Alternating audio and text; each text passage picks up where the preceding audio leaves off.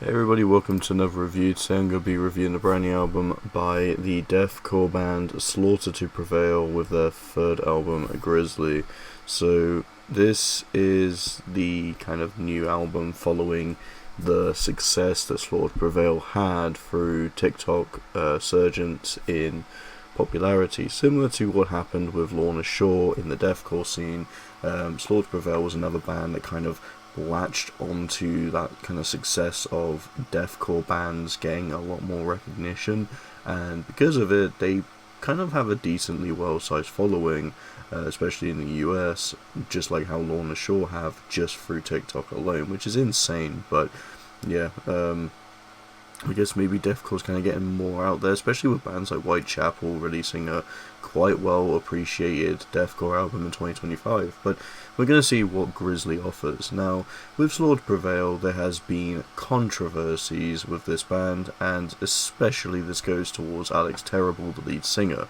The biggest one has to be the fact that he has a black sun tattoo on his arm, which, for those who don't know, is a Nazi symbol. It was one of the tattoos or symbols that the Nazis used to pretty much use, other than just using stuff like swastika or the Iron Cross or the double S. So it's kind of, I can understand why people aren't very happy about that, because I mean, if you're trying to generally have these Nazi ideologies in 2025, either you are just the edgiest kid in the world, or you're trying to compensate and act badass because of it. And I think that's what Alex Terrible is kind of building himself up on this point. And the fact that I have to bring Black Sun up isn't because of, well, just controversies alone. They bring it up in the first song. Well, it's said in Russian.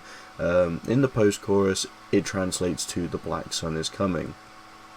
And yeah, the fact that they are just kind of putting that out there shows they don't give a single shit, and they are happy to wear the Nazi crap as a badge of honor, which is just absolutely stupid and horrendous. So that's already definitely stirred up a lot of red flags with this band.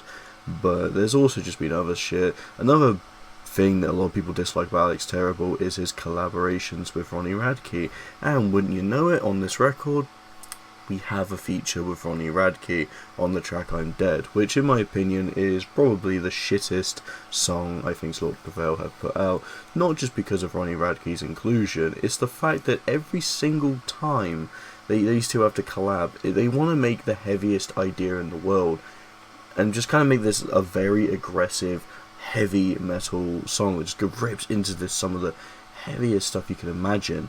And then they just put trap beats just when Ronnie's on, or when they have another feature on. So Ronald from the popular Monster album, Falling in Reverse, Ronnie Radke's band's last album last year, had Alex Terrible right at the end as they try and push for this little deathcore ending on what is a very muddled, terrible mess of a metalcore adjacent song.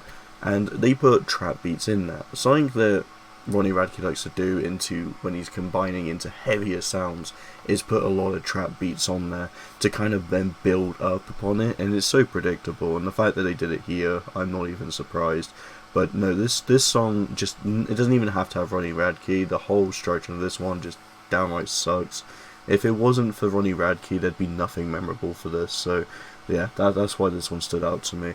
We do have a few other features as well. By that I mean we have one other one. Unfortunately, BABYMETAL got into collabing with them. Come on, why BABYMETAL?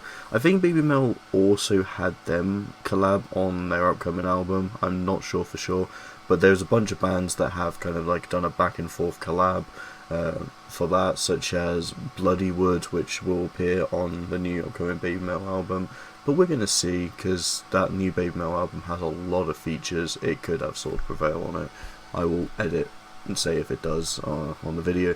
But yeah, this was disappointing. I understand what BABYMETAL want to do. They want to kind of stick to their own brand of this kawaii heavy metal sound they've always brought, and frankly I like that. It's a nice change of pace, but for something like this, it feels like trying to make the edgiest music possible and then having BABYMETAL on it just doesn't work. It kind of loses instantly any credibility of you trying to be this hard man to compensate. Then you also got him referring to himself as a Russian Grizzly in America. Cool. I know the fact that there is Alex Terrible, pretty sure he wrestled a bear or something, you know, something that you might have heard from other Russians do before. I think I'm going to be honest, I have seen videos of people doing that in Russia, so if Alex Terrible wants to jump in on that, then I more or less just couldn't really give a shit. It's whatever, it doesn't do much, but it feels like he's really trying to build himself to be this absolute monster, this beast, but the Nazi shit, dude, come on, it just makes you feel very like you're compensating, just trying to be this absolute tough nut. It's just sad. It kind of feels like he has the strength that Ronnie Radke wishes he has, but then he has to portray it through deathcore to really compensate how he's an aggressive, bulky man, and Ronnie Radke just kind of comes off as a whiny piece of shit, making whiny music. So it's funny how their music parallels the kind of personality, behaviour they want to have. But this album just generally blows. I feel like they also try to put in a lot of ideas like other than deathcore, so they'll try and put in kind of this very generic deathcore, or even blend in with new metal for some reason. You'll get these kind of weird genre fusions that appeal to a more, what do you want to say, mainstream dynamic, and it just blows. And I think that's what the entire record kind of struggles to find its identity in being.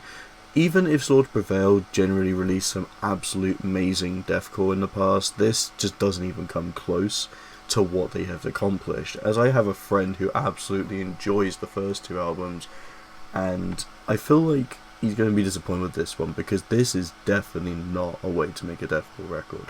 It generally sucks. The Nazi stuff makes me even harder to enjoy it. I feel like this is just downright a horrendous record. One of the worst albums I've listened to this year, and I'm glad to get it out of the way. I did not enjoy this one.